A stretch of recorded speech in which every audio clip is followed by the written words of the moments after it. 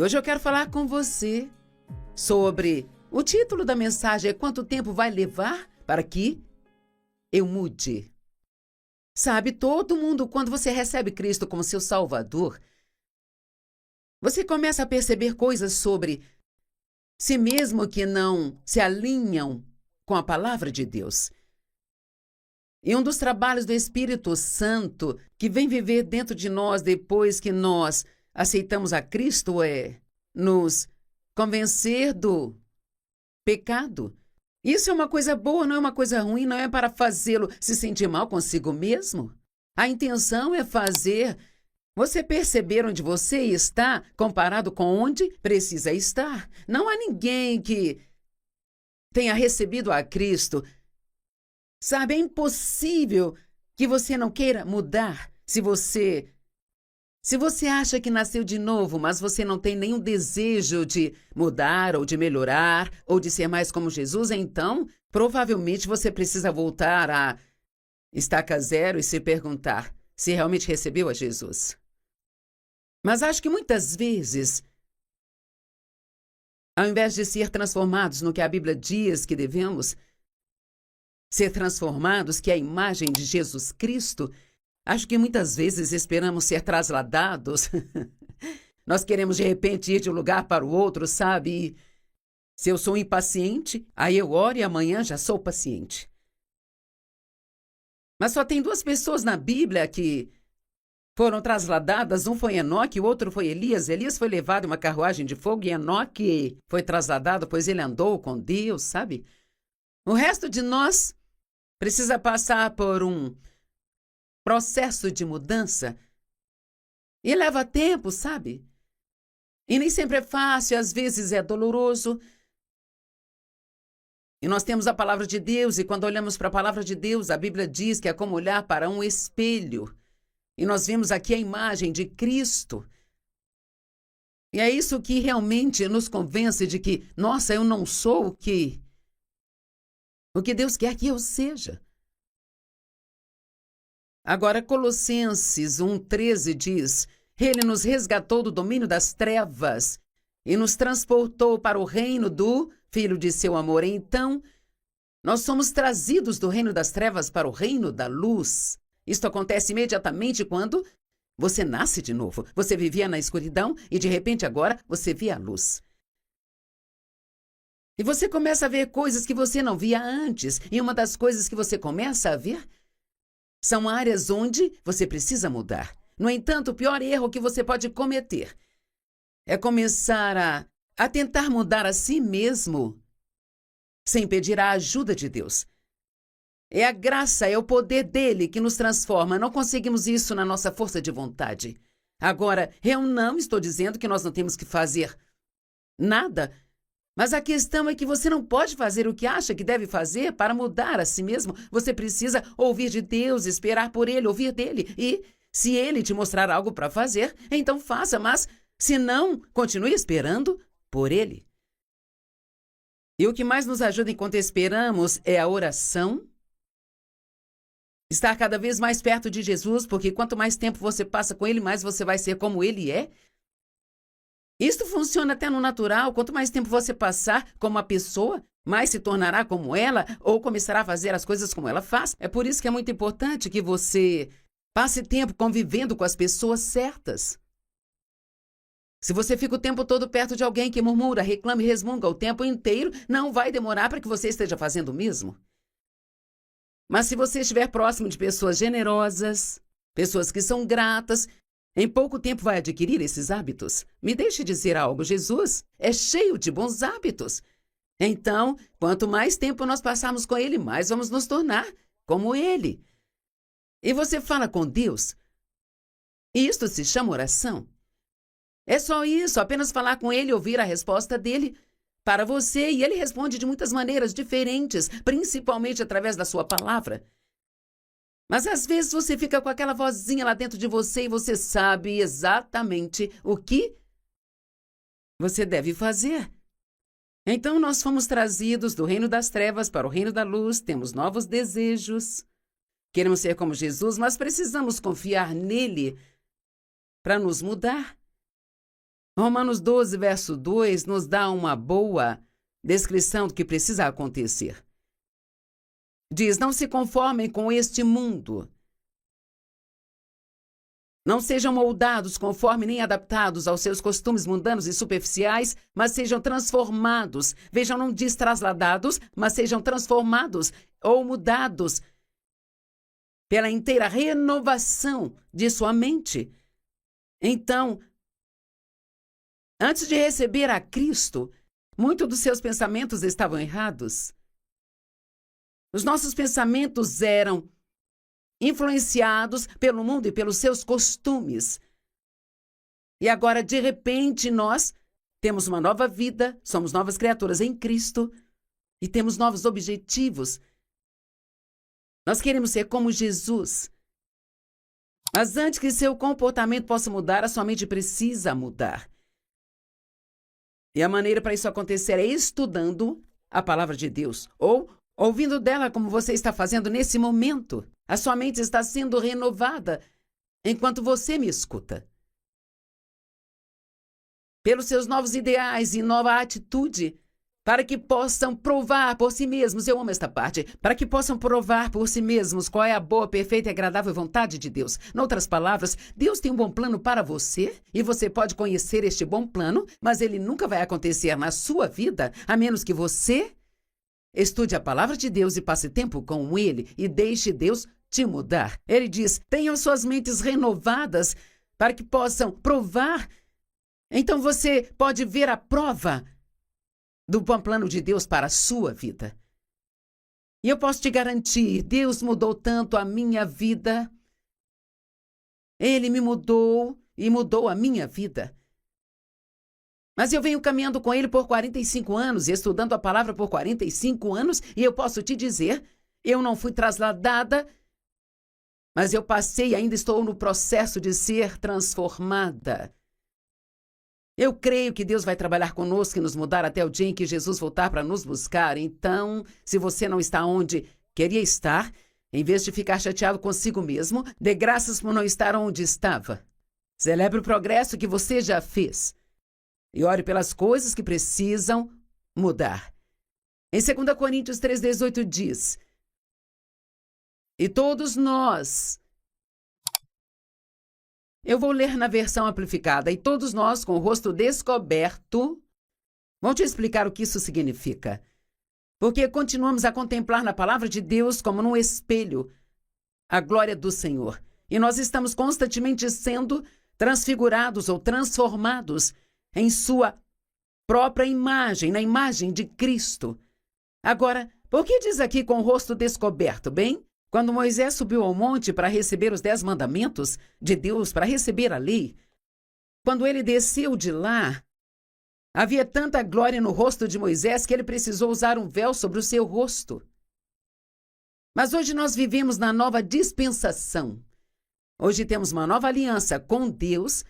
Nós não temos mais que seguir a lei, mas temos o Espírito Santo em nós e nós seguimos a orientação e a liderança do Espírito Santo que nos guiará até a santidade.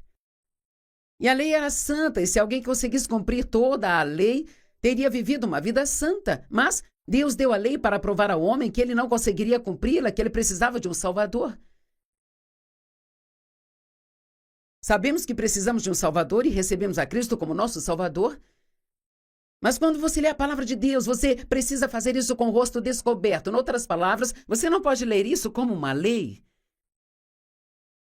Você precisa ler como estas são as coisas de Deus. Isto é o que Jesus é e é assim que Ele quer que eu seja. Mas a minha salvação não é baseada em eu ser paciente. Ela é baseada no que Jesus fez na cruz. Ela é baseada no sangue que Ele derramou para pagar pelos meus pecados. E é baseada no eu colocar a minha fé nisso. E então, por causa do que Ele fez por mim, eu quero fazer o que Ele quer que eu faça. Então, vamos tomar, por exemplo, Colossenses 3,12. Eu sou crente, estou estudando a palavra, e agora estou estudando Colossenses, e eu chego ao versículo 12. Portanto, como povo escolhido por Deus, santo, amado e querido, vistam a si mesmos com compaixão, bondade, humildade, gentileza e paciência. Bem, espere um minuto. Eu não sou muito paciente. Nem sempre sou gentil, nem sempre sou humilde. E eu preciso ser mais agradável. Então eu vejo a forma como Jesus é, e eu, ao ver isso, me faz querer ser assim também. Mas se eu ler isso como uma lei, eu vou ser condenado. Eu vou dizer, espere um minuto. Uau! E quanto mais eu leio, pior eu me sinto comigo mesma, mais culpado eu vou me sentir. Mas se eu já sei que Deus me ama e que eu fui justificada com Ele por causa da minha fé em Cristo Jesus, então eu posso chegar aqui com o rosto descoberto. Eu não olho para a palavra de Deus como se fosse uma lei que eu tenho que seguir, senão eu não vou para o céu. Eu vejo isso como algo que eu quero praticar por causa do meu amor por Deus. Eu não obedeço a Deus para fazê-lo amar a mim, eu obedeço a Deus porque Ele me ama. E a Bíblia diz que quando ainda éramos pecadores, Ele morreu por nós. Meu Deus! Então, quando eu olho para isso, é como olhar no espelho e eu vejo a imagem de Cristo. E a Bíblia diz que somos transformados em sua imagem. De glória em glória em glória significa um pouco de cada vez. Um pouco de cada vez. Então eu posso ler isso e dizer, Jesus, eu sei que eu não sou paciente como eu deveria. Você poderia, por favor, ajudar-me e me mudar nesta área? Agora, mesmo orando por isso, não quer dizer que eu vou acordar amanhã sendo paciente, mas que talvez eu passe por alguns testes. Eu vou ter algumas oportunidades para ser paciente. Se você estudar o grego, diz que a palavra paciência é uma palavra que paciência só pode ser desenvolvida através de provas. Não importo com isso, mas eu gostaria que não fosse esse o significado. Mas como vamos ser pacientes se nunca tivermos nada para sermos pacientes? Então talvez haja uma balconista lenta na loja, ela está fazendo tudo errado. Bem, agora eu me lembro de ter lido Colossenses 3:12 ontem e eu estou começando a me sentir impaciente. Então, bem ali, eu posso orar em silêncio no coração. Deus, ajuda-me a ser paciente com esta moça. Eu espero ser bem-sucedida e seguir em frente, fazer o que Deus quer que eu faça. E se eu não fizer, me arrependo do meu pecado, Ele me perdoa, mas terei que passar por esse teste de novo. Sabe, na maioria das vezes vamos precisar de algumas voltas ao redor da mesma montanha antes de conseguirmos fazer as coisas do jeito que Deus quer que façamos. A boa notícia é que o tempo todo Deus está mudando você. Você não precisa se sentir mal consigo mesmo ou se sentir condenado. Você pode ser grato por Ele te amar o suficiente para não te deixar do jeito que Ele te encontrou. Aleluia! Ele nos encontra onde estamos, mas Ele nunca nos deixa lá. Deus, Ele te ama demais para te deixar em seu pecado. Espero que você entenda o que estou dizendo. Se você ler a Bíblia como se fosse uma lei, se você vier com esse véu da lei sobre o seu rosto, então você estará minando o poder que ela tem para te mudar e te transformar à imagem dele. E a palavra transformar significa mudar a natureza ou alterar a aparência ou mudá-la completamente. Bem, quando você recebe a Cristo como seu Salvador, você tem uma nova natureza.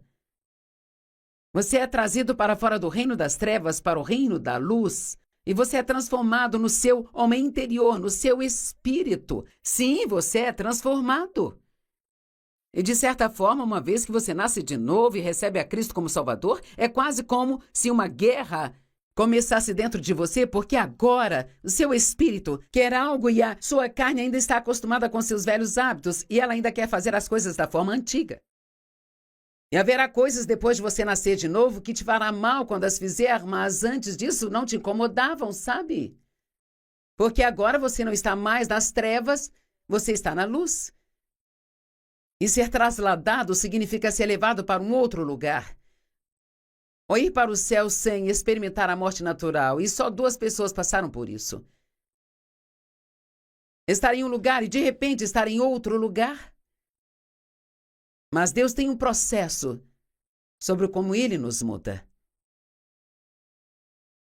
Em Êxodo 17:1 diz: toda a congregação dos israelitas se moveu do deserto do pecado por etapas. Eu amo isso. Sabe, os israelitas saíram da escravidão no Egito. Foram trazidos para fora por Moisés. Assim como nós somos tirados da escravidão de Satanás por Jesus. E eles foram para o deserto para ir para a terra prometida. E a maioria de nós é assim, nascemos de novo, mas ainda estamos vivendo no deserto porque ainda não sabemos como nos comportar da maneira certa, sabe? E ainda temos esses maus hábitos com os quais nós temos que lidar ainda. Somos imaturos espiritualmente. E a maneira como passamos por esse deserto são estágios. Deus lida conosco sobre algo e eventualmente aquilo muda e talvez possamos descansar por um tempo, então Ele lida conosco sobre outra coisa. Não há uma pessoa nos assistindo agora que talvez Deus não esteja lidando com você sobre algo na sua vida. Mas eu quero te dizer que você não precisa se sentir mal por causa disso. Você precisa se alegrar e celebrar o fato de que Deus te ama tanto que Ele vai te ajudar a mudar para a imagem de Jesus Cristo. Eles se moveram do deserto do pecado por etapas, de acordo com o mandamento do Senhor, e acamparam em Refidim, onde não havia água para beber, mas Deus proveu a água de uma rocha. E a rocha hoje, que sacia a nossa sede, é Jesus.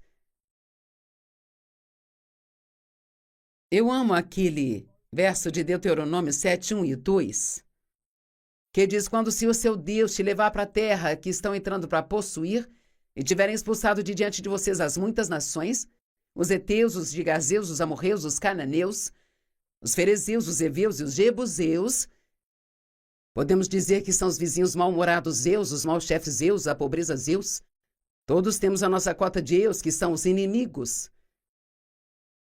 Eram as pessoas que eles tinham que dominar e lidar para que pudessem tomar a terra prometida. E Deus tem promessas para você, mas há inimigos que vão tentar impedi-lo de ter isso. E diz: e quando o Senhor entregar os seus inimigos a vocês, você não pode derrotar um inimigo a menos que Deus o entregue a você. E você os derrotar, então você deve destruí-los totalmente. A Bíblia Amplificada diz: completamente, não faça nenhum trato com eles, nem lhes mostre misericórdia. Agora eu vou te dar um exemplo. Eu tinha um problema muito sério com a autopiedade. A autopiedade é um pecado. Qualquer coisa que não vem da fé é pecado. E certamente eu não sentia pena de mim mesma através da fé. Eu havia sido abusada na minha infância, então tudo que acontecia comigo depois disso era por causa deste abuso. Eu sentia pena de mim mesma toda vez que eu tinha um dia ruim, ou depois que me casei com Dave, toda vez que ele não fazia o que eu queria, eu sentia pena de mim. Deus começou a me mostrar que isso estava errado, que tinha que mudar na minha vida. Ele me disse: você pode ser miserável ou poderosa, mas não pode ser as duas coisas. Então ele estava me dizendo que eu tinha que desistir da autopiedade se eu quisesse o seu poder em minha vida. Então, eu comecei um pouco de cada vez a abandonar isso. Mas, na verdade, não abandonei tudo, porque de vez em quando eu gostava de ir a uma festa de autopiedade, mesmo que fosse só por 10 minutos. Às vezes gostamos de sentar e nos sentir lamentáveis e tomar um café com o senhor e a senhora Peninha. Eu não faço mais isso hoje, graças a Deus. Ele me libertou totalmente quando ele entregou aquele inimigo na minha mão, mas eu tive que destruí-lo totalmente. Digamos que seu inimigo seja a raiva, você tem um mau temperamento.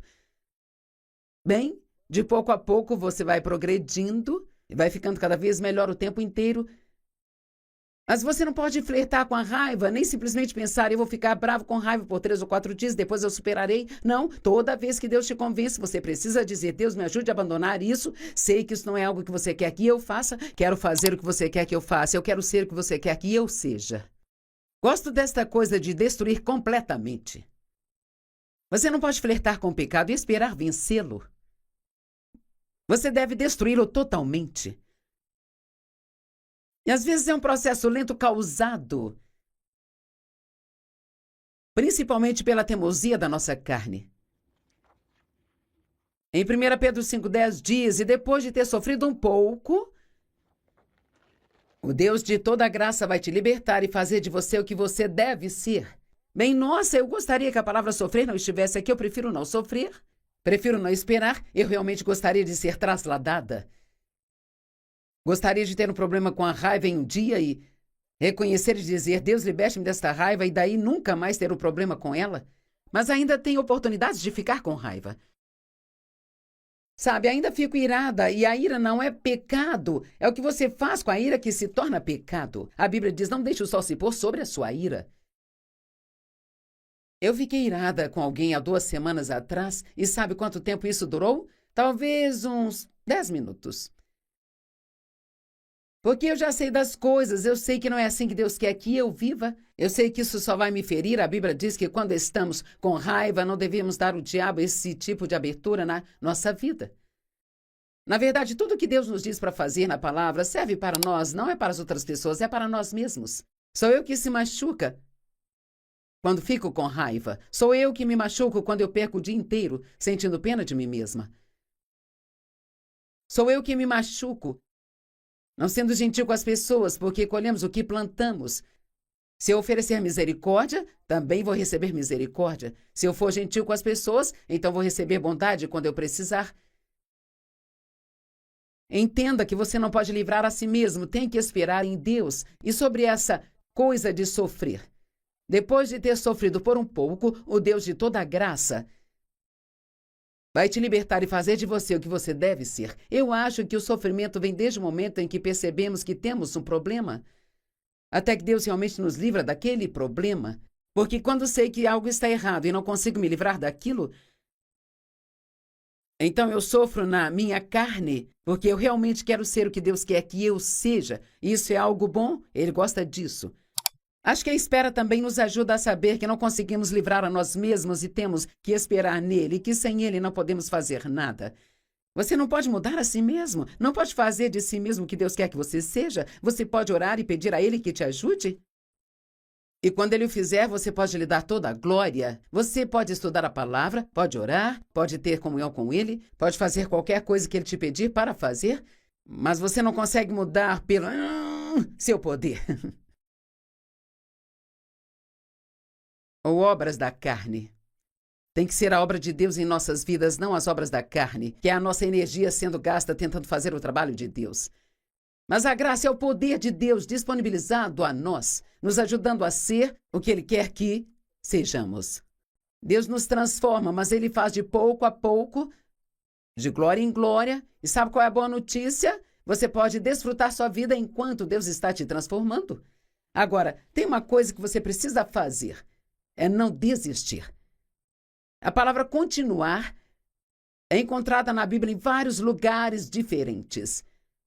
E à medida que continuamos na palavra de Deus, diz a Bíblia, somos transformados em sua imagem. Enquanto você continuar na palavra de Deus, você conhecerá a verdade, e a verdade vai tornar você livre. Eu acho que um dos maiores benefícios que eu recebi na minha vida é que eu me recusei a desistir. Ainda não estou onde preciso estar, mas graças a Deus não estou onde estava, e eu não vou desistir, e eu não vou parar até o dia em que Jesus vier para me buscar e me levar para casa para ficar com Ele. Não seja o tipo de pessoa que desiste facilmente, seja o tipo de pessoa que diz: não importa quantas vezes o diabo venha contra mim, o justo pode cair 7 vezes, mas ele se levanta novamente.